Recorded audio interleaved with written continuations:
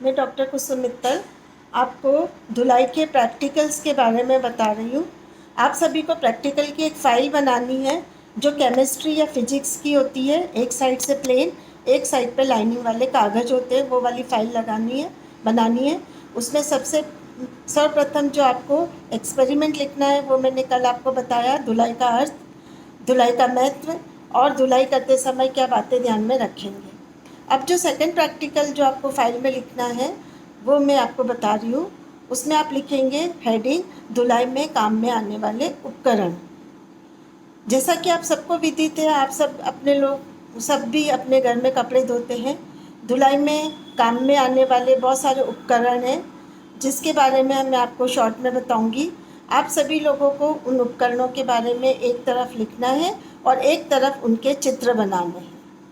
धुलाई में काम में आने वाले उपकरणों को दो भागों में बांटेंगे, तीन भागों में बांट सकते हैं उसको। फर्स्ट धुलाई से संबंधित, सेकंड सुखाने से संबंधित और थर्ड परिसज्जा से संबंधित। तो धुलाई से संबंधित में जो मुख्य उपकरण है उसमें सर्वप्रथम आता है वॉशिंग मशीन। वैसे तो हम पुराने समय से कपड़े हाथ से धोते हैं, आज भी बहुत सारे घरों में कपड़े हाथ से ही धोए जाते हैं, लेकिन आजकल वॉशिंग मशीन का भी प्रचलन है। वॉशिंग मशीन अलग अलग कंपनी की आती है, अलग अलग कैपेसिटी की आती है, मतलब जिसमें हम 6 किलो, 8 किलो, 10 किलो कपड़े धो सकते हैं। और अलग अलग प्रकार की आती है, जैसे कि सेमी ऑटोमेटिक, ऑटोमेटिक, जिसमें हमको कुछ नहीं करना पड़ता है, केवल साबुन डाला और उसको सेट किया और कुछ जो भी टाइम सेट किया उसके बाद अपने आप वो कपड़े मतलब पानी उसका निचोड़ के आ जाते, फिर हमें केवल उनको सुखाना रहता है। तो जो मशीन है, मशीन के तो सबके अपने अपने फंक्शन होते हैं। मेन मशीन में होता है, एक तरफ टब होता है जिसमें कि हम लोग कपड़े डालते हैं और साबुन डालते हैं।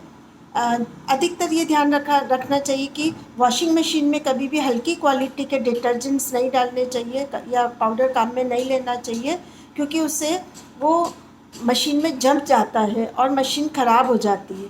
इसलिए अगर हम लिक्विड साबुन का प्रयोग करें वॉशिंग मशीन में तो ज़्यादा सही रहता है। और सेकंड, हम कपड़े हाथ से धोते हैं। हाथ से कपड़े बहुत साफ़ हो जाते हैं। मशीन में जब धोते हैं तब उसका एक साइकिल फिक्स होता है। अगर हमें सॉफ्ट सा कपड़ा भी धोना है तो एक साइकिल आधा घंटा, पौना घंटे की साइकिल पे चला के फिर ही धोना पड़ता है। लेकिन अगर हम हाथ से धोते हैं तो हल्के हाथ से धीरे से भी धो के हम कपड़े को सुखा सकते हैं। वैसे हाथ से धोना सबसे अच्छा होता है, लेकिन आजकल सबके कमर की प्रॉब्लम, टाइम की प्रॉब्लम, तो इसलिए हम वॉशिंग मशीन का प्रयोग करते हैं। तो ध्यान रखना चाहिए कि जो भी हम कपड़े धो रहे हैं वो हाथ से, मशीन से, दोनों से धो सकते हैं। तो सबसे पहले आपको उपकरण में लिखना है वॉशिंग मशीन। एक तरफ आप वॉशिंग मशीन का चित्र बनाएंगे, एक तरफ उसके बारे में थोड़ा सा लिखेंगे। फिर जो हमें उपकरणों की आवश्यकता होती है उसमें बाल्टी और टब भी धुलाई में काम में आने वाला मुख्य उपकरण है। कपड़े को भिगाने के लिए, कपड़े को रिंस या जकोड़ने के लिए, कपड़ों पर जो भी हम परिसज्जा करते हैं, जैसे कि हम कलफ लगाते हैं, नील लगाते हैं, इन सब के लिए हमें बाल्टी और टब की आवश्यकता होती है। बाल्टी और टब जनरली हम बाल्टी काम में लेते हैं, लेकिन कोई मोटे कपड़े हैं, बड़े कपड़े हैं, उनको टब में भिगाते हैं, क्योंकि टब थोड़े चौड़े होते हैं और उनमें ज़्यादा कैपेसिटी होती है। तो बाल्टी और टब भी अलग अलग कैपेसिटी के आते हैं, कुछ हल्के आते हैं, कुछ भारी, मतलब हल्के इन द सेंस कुछ कम क्वांटिटी वाले आते हैं, कुछ बहुत बड़े बड़े साइज़ में आते हैं। तो हम उनकी साइज़ हमारी कपड़ों की के नंबर्स के अकॉर्डिंग डिसाइड करेंगे।